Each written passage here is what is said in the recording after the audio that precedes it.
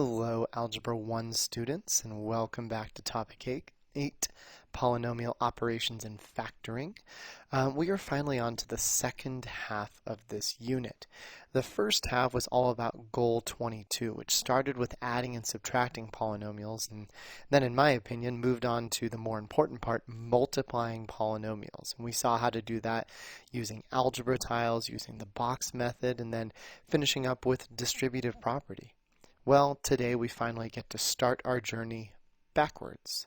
Today, we are going to learn how to convert polynomials from standard form into fully factored form. In particular, we are going to be trying to identify and factoring out a GCF from a polynomial. And if you don't remember what a GCF is, don't worry, we'll bring it up again later. So to start, we are going to have 4 opener questions on here that might seem fairly random, but we'll try to tie all of these back into the lesson for today. You also might want your factor sheet really starting today and for the rest of this unit. It's less important today, but it's very important as we move forward. This factor sheet has our factors from 1 to 100. Your teacher should have given you a copy. It might be on a colored piece of paper. Mine this year is green. So let's get started. First, we want to list all the factors of 72. And the way we would do this if you didn't have a factor sheet, by the way, is you'd sit by your trusty calculator, and in your calculator you'd try 72 divided by 1. And that would tell you that it's 72. And so you'd know that 2 factors on here are 1 and 72. 1 times 72 makes 72. And then you try 72 divided by 2, and you'd say, oh cool, that gives us 36, so 2 more factors are 2 and 36. And then you try 72 divided by 3, and let's see, 3 goes in twice, it looks like 24, so 3 times 24. 72 divided by 4, and so on and so forth. Every time you get a nice answer, you know that's a factor. But if you try 72 divided by 5, you don't get a nice answer, and so we know 5 isn't a factor. Luckily, though, we have our factoring sheet, so this goes much quicker, doesn't it? Let's see if I can remember any of these anyways. I know we have 1 and 72. I just talked about those. We, of course, have 2 and 36. We have 3 and 24. I bet 4 goes in here. 4 goes into 7 once, and 32, so 4 and 18 makes 72. 5 does not go in. 6, I think, does maybe go in. Yeah, I think 6 times 12. And notice these numbers are getting closer, right? 1 and 72 aren't very close. Neither are 2 and 36. 3 and 24 are closer. 4 and 18. Now we're at 6 and 12. Those are very, very close. So let's try a couple more here. I know 7 doesn't go in. I think 8 does, though, right? I think 8 times 9 is 72. All right, so we have all the factors of 72, and realize that we could go through and actually rewrite 72 using either of these, or any of these. So we could say that 72 is actually the same thing as 3 times 24. Agreed? You could also say 72 is the same thing as 6 times 12. And notice we wouldn't really call this dividing 72, right? We're not dividing out the 3. We're splitting 72 into 2 parts that still multiply to make 72. Usually these parts are smaller than the original number. Okay? This process is actually called factoring. It's writing something as a product multiplication of 2 or sometimes more factors.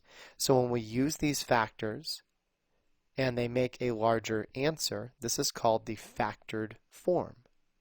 Now we're going to get more into that in just a bit, but for now let's talk about what makes 2 numbers factors. Well, 2 numbers are factors if they are separated by multiplication, and I'm going to say that's about it. All right, what about the prime factorization of 63? Well, we've actually done this before too. We're just going to use our tree here. We'll start with 63, and I guess I should actually use my factor sheet since it's over here. I've done this for such a long time that I tend to know all the factors. Let's look at 63. 7 times 9 is 63, 3 times 21, 1 times 63. We still don't talk about ones for this factoring, though it doesn't change anything, so let's just do 3 and 21. Could have done 7 and 9, won't make a difference. So we'll do 3 and 21. I broke down 63. 21 is going to break down into 7 times 3, and that's it. None of these break down any further. And so the prime factorization of 63 is 7 times 3 times 3. This is a factored form of 63 because if you multiply all these back together, it equals 63. Additionally, these numbers that we can't break down any further, right? Technically, they break down into 3 and 1, but that's just an endless cycle. Same thing, 7 and 1. These are known as prime numbers because the only two numbers that you can break them down into are themselves and 1. Definition of a prime is it has two factors, itself and 1. So this is our prime factorization. It's a factored form of 63. Last but not least, and I told you these seem kind of random, we'll tie these back in, we want to fully reduce the fraction below. Okay? Well, one way you can do this is probably the way that you learned, is you find a number that goes into 56 and 72.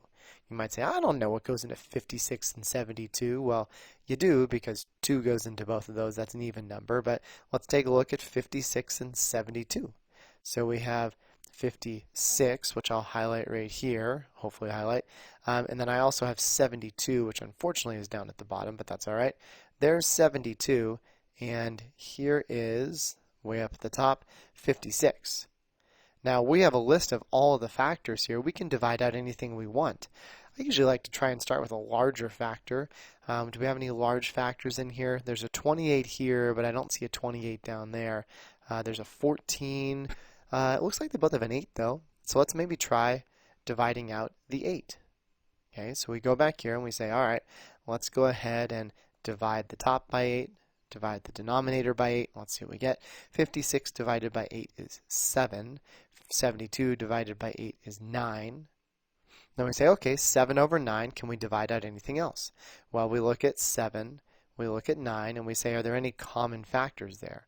Well, 9 has 3, 3, and 9, and 7 has a 7. They both have a 1, but we don't talk about 1. That doesn't do anything. So I'd say that 7/9 is probably our fully reduced form of this fraction. By the way, what you can also do here, what you're really kind of doing, is you're actually factoring 56. You're saying 56 is 8 times 7, and you're saying 72 is 8 times 9. And what we learned in topic 6 is that if you have the same number on the top and the bottom of a fraction, they divide and they make 1. We say that they cancel. And so that gives us 7 and 9. All right, so let's get to it. Okay. A factor is each individual piece or part of a product. Please remember that products are multiplication. Factors are separated by multiplication. So if you were asked to identify some factors of some numbers, we did actual numbers up here, right? We said 72 has a factored form of 3 times 24. Well, the factors of 9x are actually easier than that because all we're really looking for are what numbers are attached by multiplication. And so you could say the factors of 9x are 9 and x because, of course, they are attached by multiplication. You could maybe argue that you could say it's 3 times x, and each of these are factors, and you'd be right. But don't think too hard on this. When we're talking factors, we're just thinking what's attached by multiplication. Okay, if we look at B, what are the factors here? Well, I'd say 2 is a factor, x squared is a factor, y is a factor, and m is a factor. Right? They all multiply together to create 2x squared ym, but we can actually nicely see every individual factor here. That is a very, very easy type of problem. Now, here's a little bit more complicated. What are the factors of this final answer? Well, what's connected by multiplication? This x is multiplying by x plus 1, so I would argue that x is a factor, and I would argue that x plus 1 is a factor. This has two factors, and they're connected by that multiplication. So, bit of review. The last few classes we've been adding, subtracting, and most importantly, multiplying polynomials. Okay? We began with factors.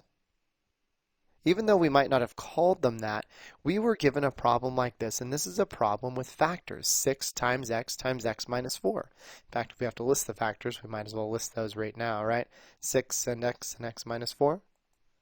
Okay, we started with factors, and we ended with what can be known as expanded form or standard form, right? We took this 6x times x minus 4, and we multiplied.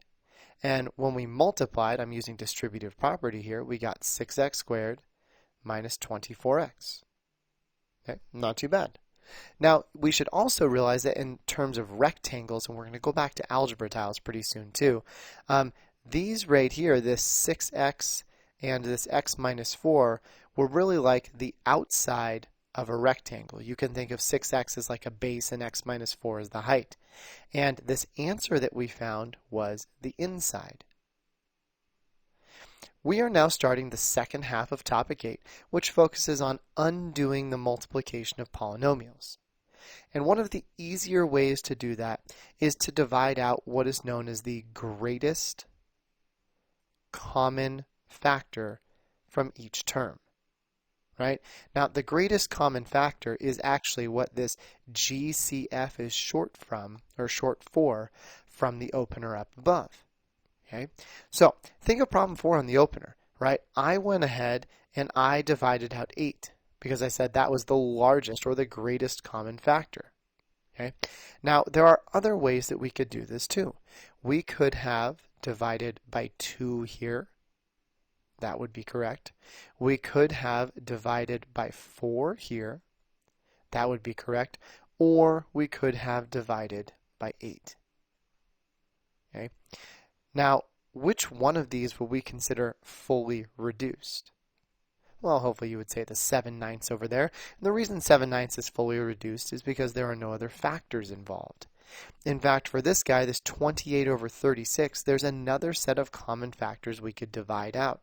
Couldn't we divide by another 4 here? And I think this one would go through and give us 7 over 9. In fact, if you multiply 2 and 4 together, really you're dividing by 8, aren't you? Or on the second one, I think we could at least divide by 2 here. Those are both even. I think 2 goes in. That would give us 7/9. And again, notice you're actually dividing by 8 here. Or we could have done it in one fell swoop. We could have done it all at once just by dividing by 8 at the beginning. But we still get to the same answer as the others. And that's important to realize today. If you don't identify the greatest common factor right away, in this case it was 8, and you divide out a smaller factor, you haven't wasted your time, because then you're just going to take out another factor and maybe another until you get to the final answer. Okay?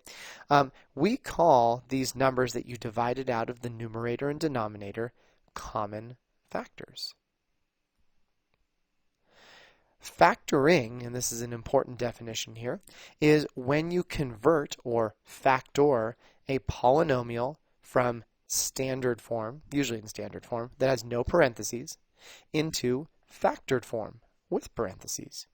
We do this by undistributing or dividing, because undistributing is not really a word, all the common factors out from all of the terms. And just like multiplying, we're going to show this in 2 different ways. One is with arrows, and one is using the box method.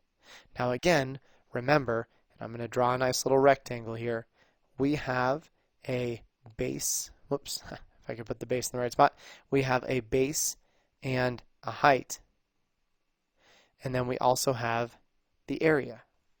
Okay, so for lessons 8.1 to 8.4, we did base times height. So maybe I'll even say we began with base times height. However, for the rest of this, now we begin with the area. We are now going to start with this inside piece and see if we can determine what the outside pieces are. So let's try it. Okay, the first way we're going to do is really just using the box. We're going to take 6x plus 3 and we're going to factor that. So, box-wise, I'm going to go ahead and draw a box in here. And now notice the 6x plus 3 doesn't go on the outside. This is not two things multiplying together. It's not a product of two factors. So I'm going to do a 6x plus 3.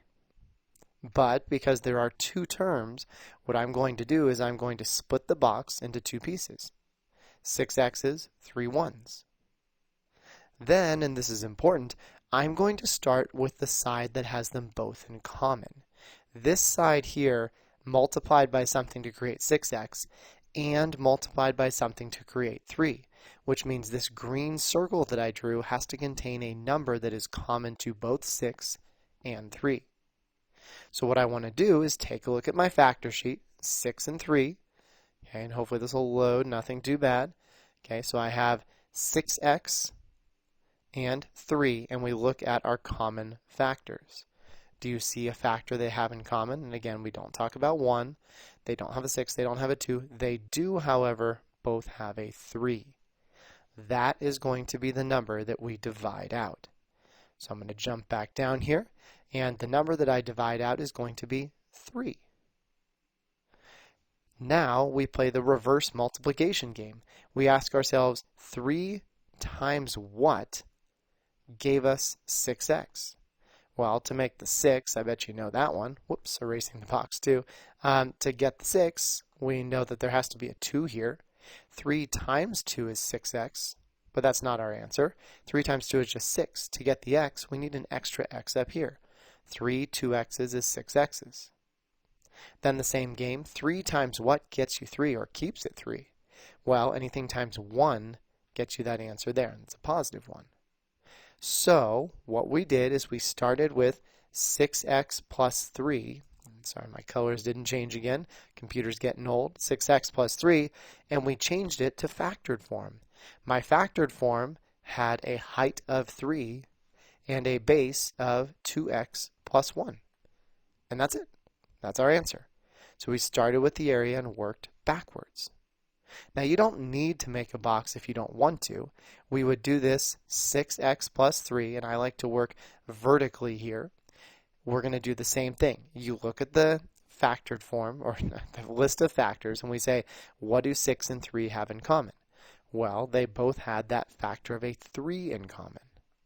Then we say, okay, what needs to stay inside? Well, on the inside of these parentheses, there's still going to be a plus, and there are going to be 2 blanks. And then I play that same game. 3 times what gives us 6x? Well, 3 times 2x gives us 6x. 3 times what keeps it 3? 3 times 1 keeps it 3. And so we have our factored form. 3 times 2x plus 1. Exactly the same as over here. Over here I did put the 3 in parentheses. Here I didn't. It does not matter. It's just a single number. Now let's check our work. If we have 3 times 2x plus 1, let's distribute. This becomes 6x plus 3. Is that what we started with? Yes, it is. We got the correct factored form. All right. So up here, you're going to be working with your group, and I'm giving you the same binomial, 2 terms, right? The same binomial, and I'm going to have you try it once. The reason there are 2 spaces is because we might end up doing it a different way than how you did it, and so you might want to go through and add on to your problem in the second box. So please go ahead and divide out the greatest common factor. We say that this binomial will be fully factored when there are no common factors left between those 2 terms. Okay, good luck. Let's see what you did. Ready, set, go. All right, you're back. Let's take a look. Well, the first thing I'm going to do is focus on these numbers. Okay, and I'm going to go ahead and just use the box just so we keep getting used to that. The box is kind of silly for today, but it becomes much more important later, so I don't want you to forget what we're actually doing here. So we're going to look at common factors. Now, the weird part is each of these terms have a bunch of factors in them, right? We have the 9 and the 12 that probably have something in common. We have the x and the x squared that probably have something in common. And then we also have the y squared and the y cubed that probably have something in common. But let's go ahead and start with the numbers, 9 and 12. Back to that factor list, 9 and 12. We look at those two. There we go. We have 9, we have 12, and we say, what do they have in common? Well, they don't have a 9 in common, or a 12, or a 2, or a 6, or a 4. Ooh, they both have a 3. So the greatest common factor for 9 and 12 is 3. Okay, so jumping back over here, we are going to first take out a 3. And the nice part is we can kind of do this a bit at a time. Okay, we can say we're going to take out a 3 here, and then we multiply. 3 times what is 9? Well, 3 times 3 is 9. Okay, 3 times what is 12? Well, 3 times 4 is 12. And so we've done the first part. Should have left myself more space over here. Whoops. Okay, next up, you might take this x and you'd say, well, they both have an x in common, don't they? So let's factor out an x. X times what keeps it x?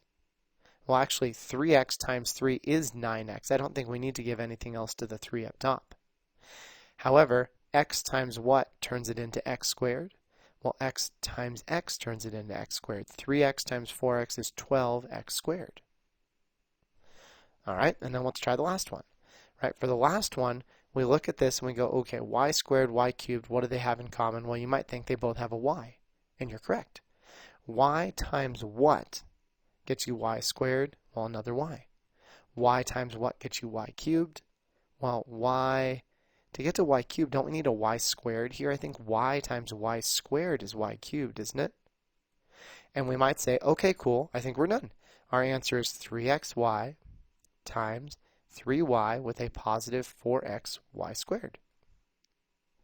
However, you are not quite done. And I'll show you why, I guess, right here, and then we can show the other one to be a little more efficient. Notice, to check to see if we're done, we want to look at each individual term on the inside and think, do they have anything else in common?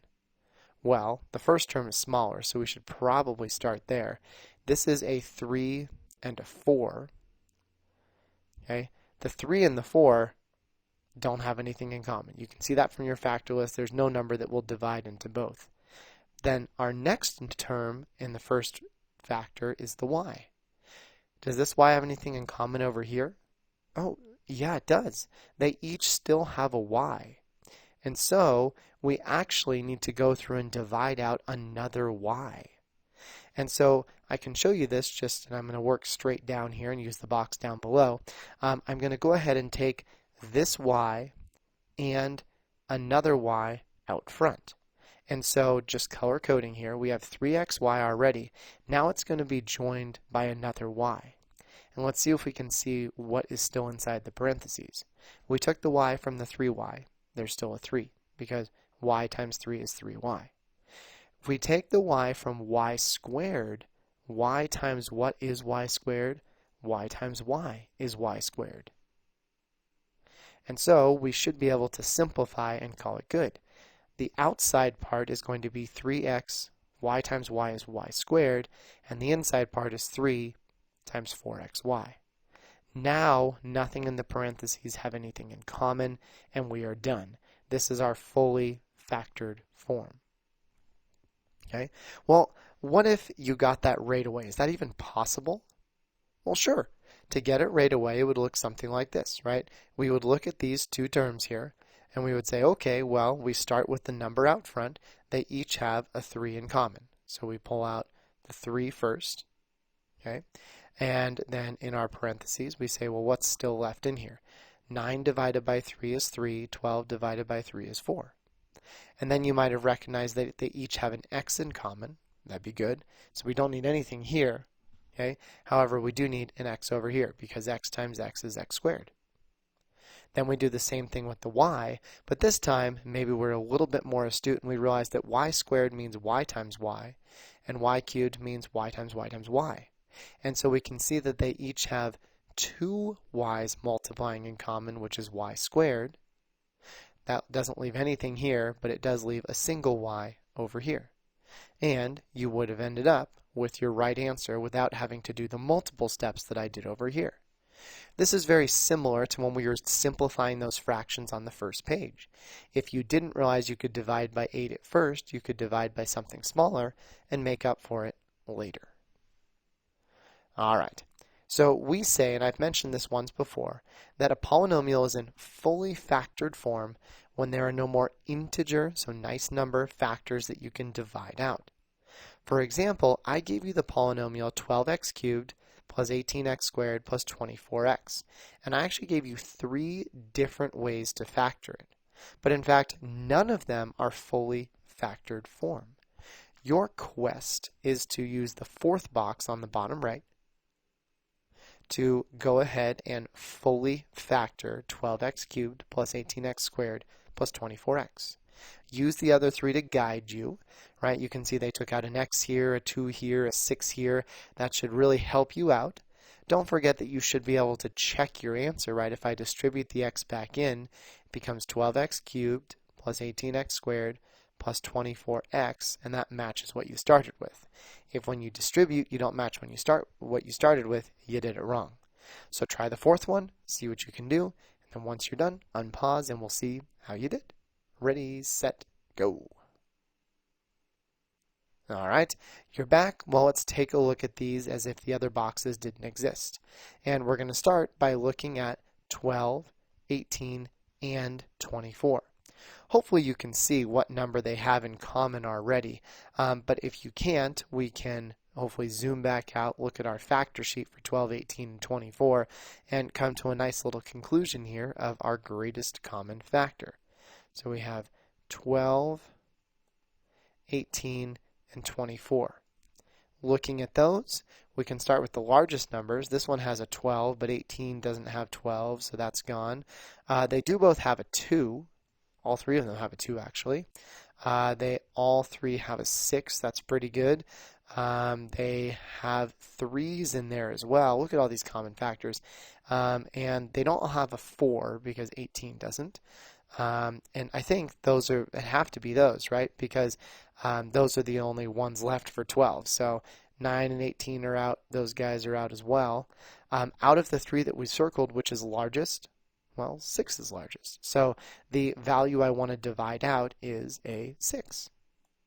However, also we need to realize that this first term, and we'll try to do this in blue if the computer cooperates. The first term is x times x times x, that's x cubed. X times x for x squared and a single x here. What do they all have in common? Well, it looks like they all have a single x in common that we can factor out at the same time. So what does that leave? Well, 6 times 2 is 12. I took out an x, so it leaves me with x squared. 6 times 3 is 18. I took out an x, so it leaves me with a single x. 6 times 4 is 24, and I took out the x, so there's no x's left. This is the fully factored form. And you should note again, you could group the 6x in parentheses if you wanted. Okay. You should note that the factor 6x is known as the greatest common factor of the polynomial. 6 is a factor, x is a factor, 2 is a factor, 3 is a factor, but 6x is the greatest common factor. It is the largest number or variable you could pull out at the same time from the entire polynomial. So the last part for today, and I know it's shocking, it's a pretty quick lesson, is just you practicing factoring. Okay, there are some extra practice problems at the end, but we're really just going to conclude with this 3rd page, and then if you have time or your teacher wants, you can go ahead and do the 4th. So there are 9 questions here. Good luck. A couple of them are a little tricky, and so if you need help, you can always unpause and fast forward to it. But whenever you're ready, go ahead and get started, and unpause once you want to check things. Ready, set, go. All right, let's see how we did. So we have a few things we'll need to look for common factors for in this first one, right? We have 5 and 5, those match up. We have A and A, and then we also have an M here, supposed to be orange, but apparently not. We have an M here, and then I'm going to have to use a different color because N and M are not the same letter. I said blue. There we go. So let's start with the greens. What do 5 and 5 have in common? Well, they both have a 5 in common. That seems to be a thing, right? And I'll put the parentheses kind of over here. 5 times what is 5? Well, 5 times 1 is 5. 5 times 1 is 5. They both have an a in common, so we'll take that out. A times 1 keeps it a times 1 is a. This one has an m, the other does not. This one has an n, the other does not. So m is going to stay, and n is also going to stay. In fact, I think we can write that even a little bit more simply. We don't need the 1's in here. I think just m minus n will be okay. I'm going to quickly check this, though. So we're going to take 5a times n minus n, and we're going to distribute 5am minus 5an. Is that what we started with? Yeah, it is. Let's try another. Okay, so we have our 6 and our 3 first. What do 6 and 3 have in common? Well, we did this one before. They both have a 3 in common. Then we also have these a's here. They each have an a, so we can factor that out. And then this guy has a b hanging, so we can't do anything with that because the other one doesn't have a b. So 3 times what gets us 6? Well, 3 times 2 is 6. A times what gets you a? Well, that's just a, it just stays. Don't need anything there. We stole the a's out from both of those, and there still needs to be a b. 3 times what is 3? Well, 3 times 1 is 3. We do need that 1 as a placeholder. If you didn't have anything there and you want to check your work, this would be good. But this guy would be like, wait, there's a blank. What do we do with the blank? We need a 1, so to check our work, we get the right answer.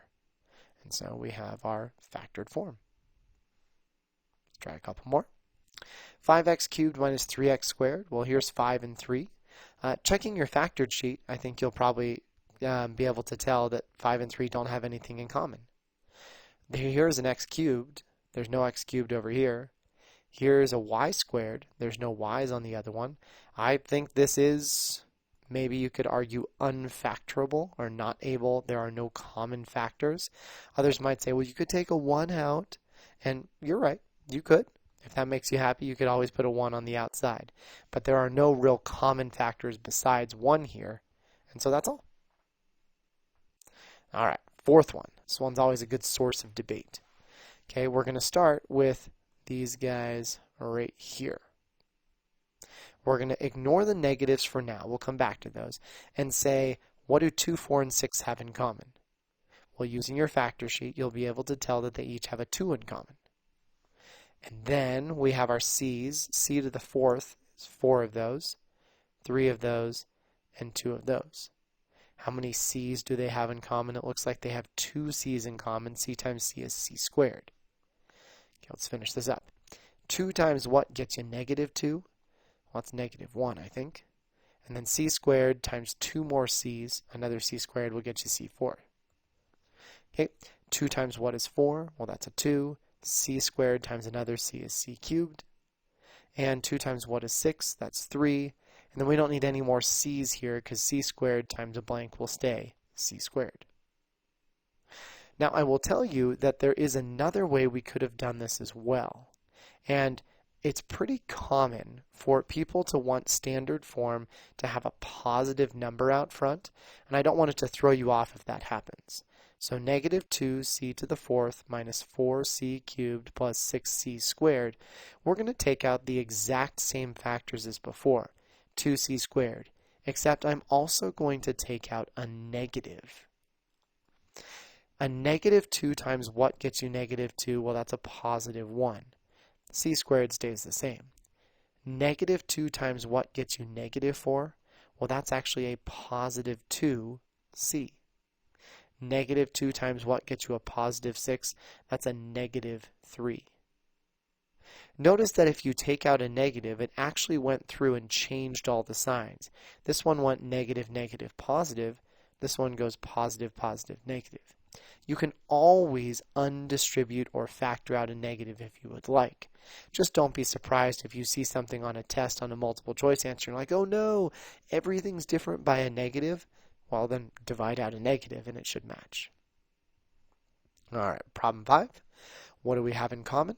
Well, it looks like between 5, 10, and 20, the biggest number that goes into 5 is 5, and 5 goes into the rest of those, so I bet 5 is common.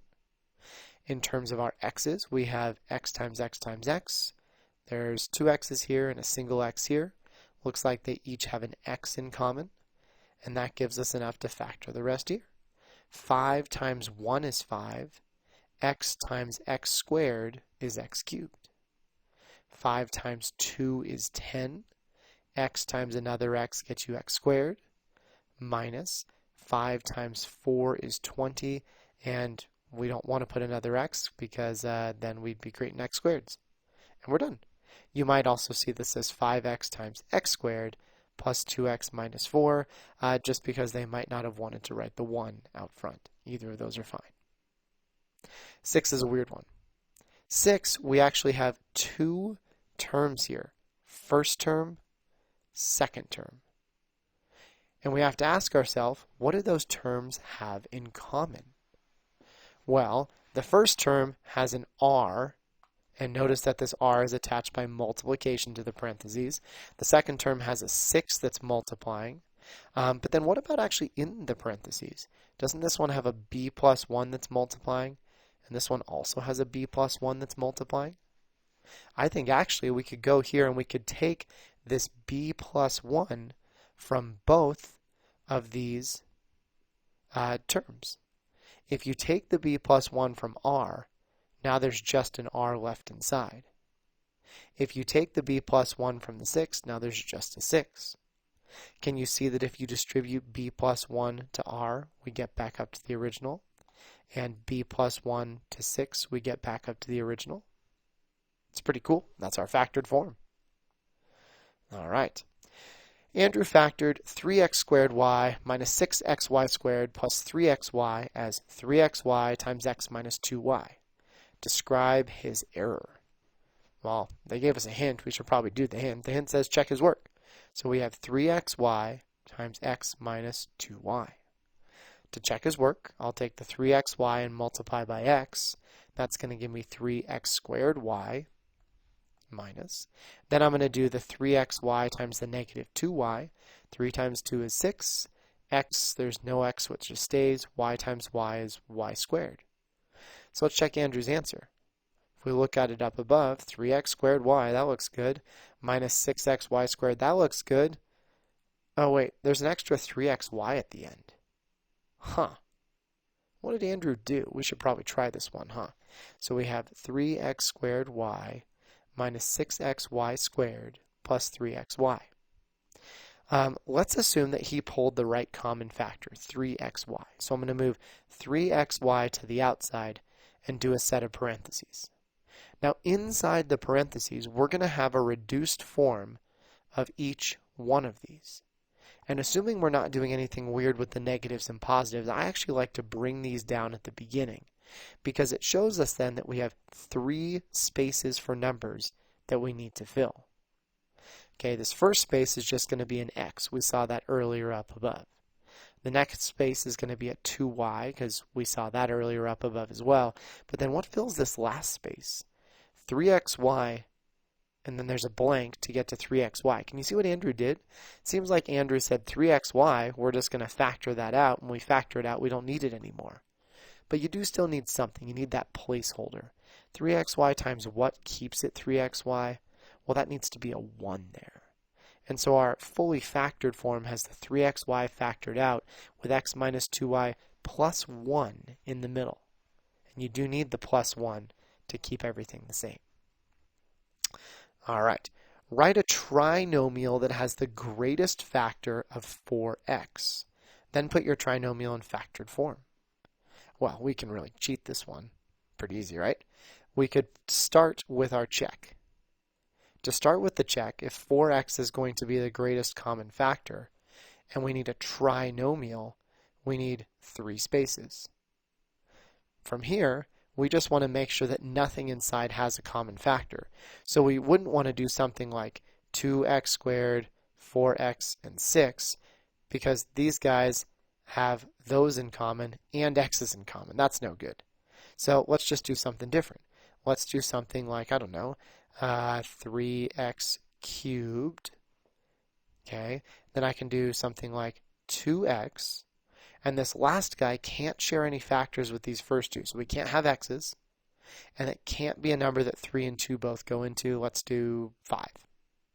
If you check your factor sheet, none of these have a common factor. We should be good. What about in between them for signs? Well, it doesn't matter. You could do plus, you could do minus, whatever sounds good to you. So my check would be distributing the 4x into all of these. This is going to give me 12x to the 4th minus 8x squared plus 20x. This is a trinomial, check, with a greatest factor of 4x. There we go. We just kind of reverse engineered this problem to get our answer. All right, last one. Although the student did not make a mistake when factoring that crazy looking thing, the teacher claims that the student did not put the answer in fully factored form. Why? Well, if we look at this, right, the teacher said this is a correct factored form. So I bet if you multiplied 5a times all of those, you'd get back to the original. However, if it's not in fully factored form, I bet there's something else we can factor out. Do you guys see anything? Well, a squared is a times a. There's an a here and no a at the end. So I think they did well with the a's. What about the b's? There's a b here. There is b times b here. And there's a b here. Ha! We can factor out a b from each of these. So color coordinating, 5a, and I'm going to factor out that b. Looking at this other part, we didn't touch the 2 to the a squared, the a, or the 3. Let's fill in the rest. If we took out the b, then that guy's gone. Took out a b, there still is one b left here. Took out the b, we don't need anything. I think this is our fully factored form. All right, so if you do have any extra time, please tackle the problems at the bottom. It's great practice for you. And then next class, we're really going to introduce the big issue with factoring a trinomial. So hopefully you enjoyed factoring out a GCF. It's a pretty quick lesson, and we're going to use this, though, over the next few lessons to improve our factoring skills.